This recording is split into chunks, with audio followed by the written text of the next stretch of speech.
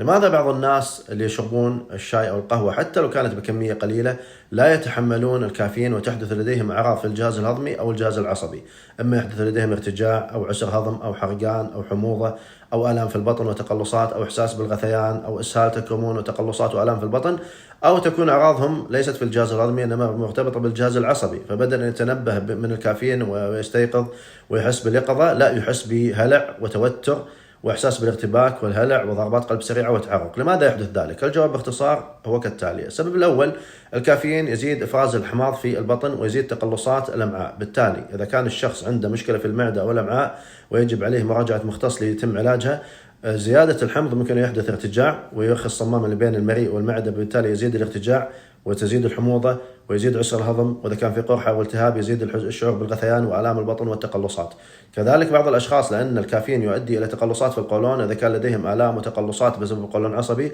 تزيد لديهم هذه التقلصات وتحدث لهم آلام، والأشخاص اللي عندهم أصلا إسهال تكرمون بسبب زيادة هذه التقلصات بفعل الكافيين تزيد لديهم نوبات الإسهال. بعض الأشخاص كذلك لديهم خلل جيني في تكسير الكافيين، يعني بالمفروض أن الطبيعي تكسر أجسامنا الكافيين، يعني ما يظل الكافيين في الجسم فترة طويلة، لكن في أشخاص لديهم تغيرات جينية لا تكسر الكافيين، يعني كمية الكافيين اللي تشربها تظل في الجسم فترة طويلة وتأثيرها على الجسم يمتد لفترات طويلة ويكون مضاعف عن الأشخاص الآخرين. كذلك بعض الأشخاص عندهم يكون